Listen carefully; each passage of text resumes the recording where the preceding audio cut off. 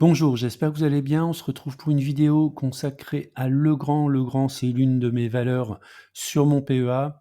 Elle chute actuellement d'un peu plus de 6%.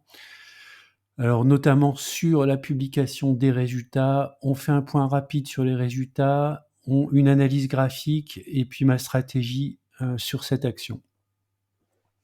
On démarre avec un avertissement. Je ne suis pas conseiller financier. Cette vidéo n'a pas pour but de vous proposer un placement financier ou un quelconque conseil d'achat, mais uniquement un but pédagogique et de partage. Vous restez responsable de vos investissements. On va regarder donc la publication des résultats de Legrand. Je vous mettrai le lien sur cette présentation dans la description de la vidéo. Alors l'agenda, il est simple, les faits marquants, les résultats sur 9 mois, les ambitions financières 2030 qui ont été rappelées et les objectifs 2024 précisés. Alors, on va démarrer par les faits marquants. Donc un recul des ventes sur les 9 mois par rapport aux 9 mois de l'année 2023 de moins 1,2%. Par contre, ce qui est positif, c'est que la marge opérationnelle est de 20% et le résultat net part du groupe est égal à 13% des ventes. C'est positif. Il y a eu des acquisitions au cours de la période, 7 acquisitions annoncées depuis le début de l'année, ce qui correspond à peu près à une acquisition de chiffre d'affaires. Donc la stratégie, on verra également sur les ambitions.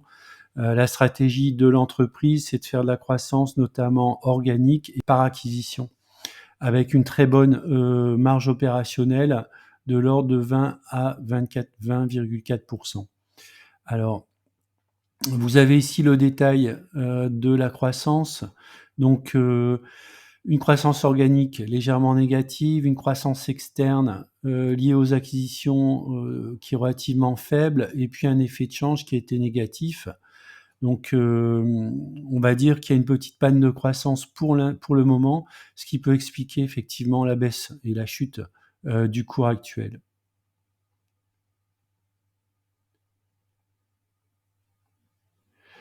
Alors l'un des bons points quand même, c'est que le résultat net est positif et correspond à 13% du chiffre d'affaires. Donc moi, c'est quelque chose que je regarde, c'est le résultat net, mais surtout les capacités à générer du free cash flow.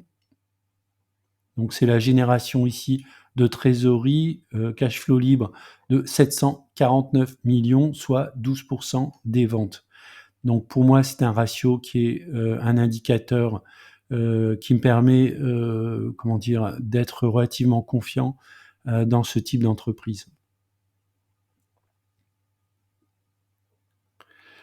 Alors, lorsqu'on regarde le free cash flow, on peut regarder également le ratio dette nette sur EBITDA. C'est un ratio qui m'intéresse également. C'est en gros, est-ce que la société a une capacité à générer des profits pour notamment soit financer son endettement lié aux acquisitions ou des endettements liés aux investissements qu'elle fait? La réponse est oui, on est en dessous de 2. Alors ensuite, la société explique les différentes acquisitions et dans quel domaine elles s'effectuent. Bon, je vais pas rentrer dans les détails, j'ai pas suffisamment regardé, mais globalement, c'est vraiment à la fois pour complémenter ses activités actuelles et continuer à développer soit sur de nouveaux marchés, soit sur les centres de profit les plus importants, notamment on peut voir ici les data centers et les infrastructures qui sont le marché qui se développe le plus en ce moment. Donc on va passer aux ambitions financières 2030. Quand on investit dans une entreprise, c'est pas uniquement pour les 6 prochains mois. Donc une ambition à 2030, donc une vision à 5 ans. Un objectif de 12 à 15 milliards de chiffre d'affaires en 2030, ce qui correspondrait à une croissance de 6 à 10% du chiffre d'affaires, donc à la fois une combinaison organique et d'acquisition. Donc moi, ça me va bien, parce que ça veut dire que derrière, s'il y a une synergie au niveau des coûts, ça veut dire que la profitabilité devrait au minimum croître de 6 à 10%, voire un peu plus. Donc c'est ce qu'indique ici l'entreprise, un free cash flow qui devrait se situer autour de 10 milliards de 2025 à 2030, soit en moyenne 13 à 15% du chiffre d'affaires. Donc ce qui est pour moi le garant de la capacité à augmenter notamment le dividende dans le temps. Alors l'entreprise en profite également, pour préciser les objectifs 2024, hein, il ne reste plus qu'un trimestre. Donc elle prévoit, un chiffre d'affaires organique et par acquisition en légère croissance, donc on est sur low single digit et une marge opérationnelle de 20 à 20,4 donc ce qui est, tout à fait correct et correspond également à la feuille de route. Alors vous savez que ce type d'entreprise surveille également des indicateurs de type RSE, responsabilité sociétale et environnementale. Alors si on regarde maintenant sur le long terme, donc la droite de régression, sur le grand, donc on a une croissance du modèle de l'ordre de 10, un petit peu moins, 9,95 sur, un historique ici à peu près, de 17 années. Donc on peut voir ici la droite, donc en rouge, c'est la droite de régression, un bon coefficient de corrélation 0,96. On voit quand même que depuis, quasiment les années, 2011, elle tourne vraiment autour de sa valeur théorique qui serait de 108,79 €. On est actuellement, au moment où je tourne la vidéo, à 97,34 €. On est, quasiment à son prix, on est à moins 0,21 écart type. Maintenant, si on regarde du point de vue graphique sur un laps de temps un peu plus court, on voit qu'on est sur un très beau trend depuis, ici, à peu près le mois de septembre 2022. Donc on corrige actuellement, hein, je suis un indicateur mensuel, je peux passer en hebdomadaire. On voit qu'on a une très belle correction avec la publication. On est actuellement, sur, un support.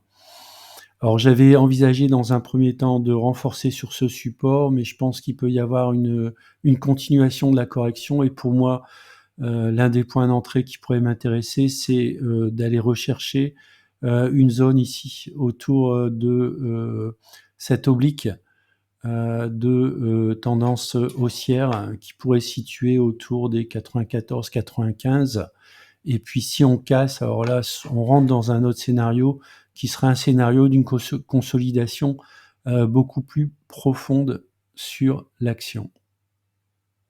On va terminer la vidéo sur position et stratégie sur le grand.